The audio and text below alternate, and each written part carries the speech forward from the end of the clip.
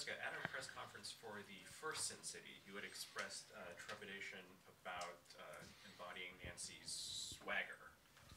Were you more comfortable with it this time around since you were revisiting her? Yeah. Good memory. Yes. Great memory. Yes, I was 21, I think, or 22.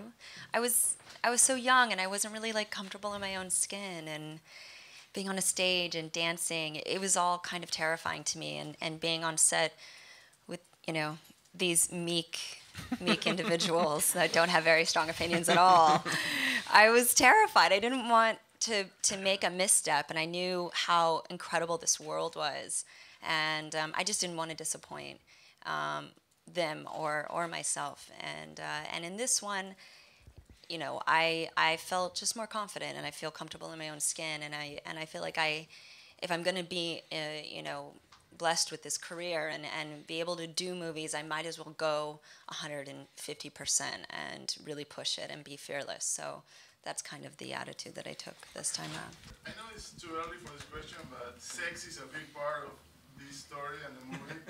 And for Eva and Josh, knowing the amount of post-production that the scene was going to have later, black and white, special effects, 3D, knowing that affected something while you were shooting this scene? Yeah, definitely.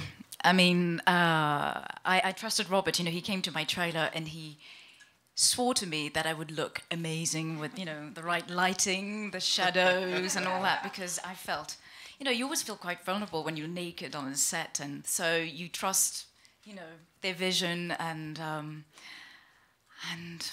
it looks stunning. It's art, it's not vulgar, it's not indecent, it's not realistic.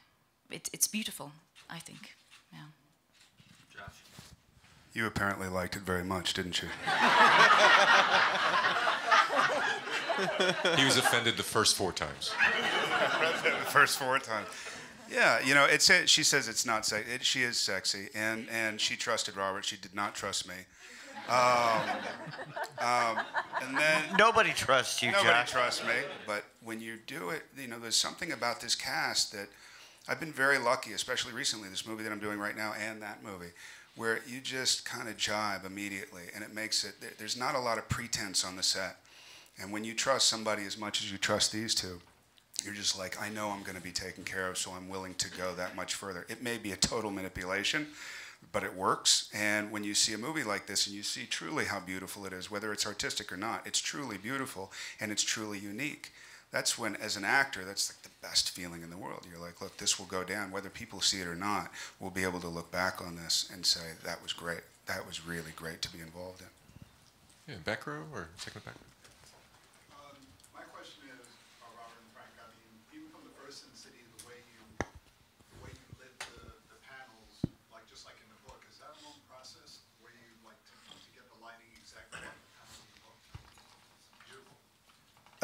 The lighting takes time.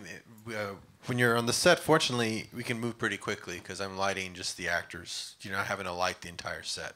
You light them with the set in mind, and that's where the graphic novels are so great. You know already where your key is going to be, where there might be a backlight, and I know how to manipulate the images quite a bit. If I shoot it a certain way, I can add a lot of shadows later if I light it a certain way. I mean, I kind of figured that out in the first Sin City as well, but it's gotten even easier now, with technology, and it gives you a lot of freedom later to be able to play with all the lighting and get it right. So you're pretty much still lighting the set up until I was still lighting the set up until about 3 weeks ago, because they're still doing the effects and adding little pieces, subtracting, shadowing, still shading. Maybe 2 weeks ago, still adding shadows to cover things. I mean, it's quite a process. It's like drawing. It's like being an artist. You pencil it in first, and then you ink it. Well, when you're filming, it's kind of like you're penciled it all in. You know where everything's going to go, but the application of the final ink takes some time. For Frank and Robert, for the 2 sequences that were new, that weren't graphic novels before, how did you go about developing it? Did you start with drawings or start with a straight-up script, and was it very different from how, Frank, you do the comics?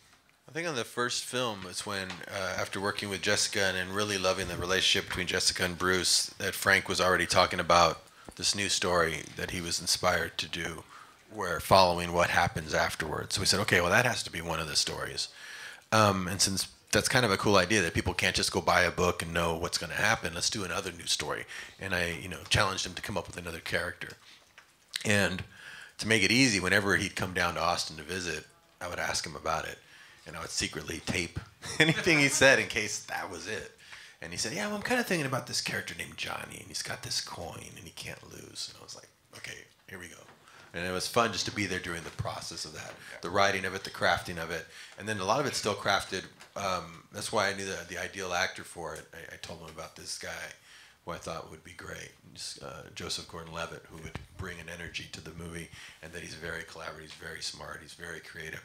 That would be someone that he would help us kind of finish the working on it, finish the writing of it, because he would bring a lot to it. And that would, since he didn't have it drawn, he didn't really see the character in his head like his other ones.